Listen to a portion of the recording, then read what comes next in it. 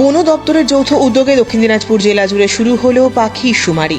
প্রথম দিনই অন্তত 10টি প্রজাতির পাখির দেখা মিলেছে বালুরঘাট সহ তার আশপাশের এলাকায়। নতুন করে ফের পরিযায়ী পাখির আগমনে জীব বৈচিত্র্য প্রতিস্ফলন হচ্ছে বলে দাবি। গঙ্গারামপুর সহ জেলার মহকুমা ব্লকগুলিতে এই শুমারি চলবে। আঙিনা বার্ডস অ্যান্ড এনভায়রনমেন্ট প্রোটেকশন সমিতির সম্পাদক বিশ্বজিৎ বসাক জানান, শীতে এই জেলায় পরিযায়ী পাখিদের আগমন ঘটে।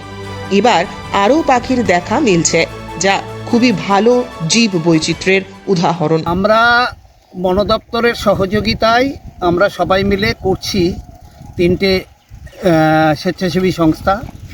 আমরা সব গণনার পাখিটা কি আসছে, জলাভূমির পাখি কতটা পরিমাণ আসছে এবং কি স্পেসিস প্রজাতি কি আসছে সেটা নিয়েই আজকে থেকে আমাদের শুরু হয়েছে। চলবে আরও 1 দিন 2 দিন চলবে, আবার ওই সাব ডিভিশনেও চলবে।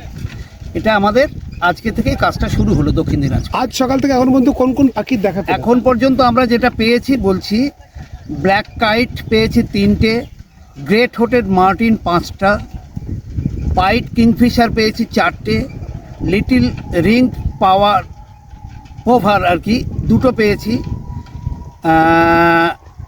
টেরমাটিক্স স্টিং পেয়েছি 3টে, তারপরে হোয়াইট ওয়াকটেল 7টা পেয়েছি, লিটল কমন্ডেন 3টে পেয়েছি, এশিয়ান পাল্প সুইপ পেয়েছি 4টে, কেন্টিস্ট ফ্লাওয়ার 5টা পেয়েছি, গ্রিন স্যান্ডপাইপার 4টে পেয়েছি, হোয়াইট থ্রোটেড কিংফিশার 9টা পেয়েছি। এখন পর্যন্ত এই পাখিগুলো কি পরিযায়ী পাখি নাকি এগুলোকে স্থানীয়? না, স্থানীয় তো নয়, পরিযায়ী হিসেবে আসে, এরা মাইগ্রেট করে এই পিরিয়ডটাতে।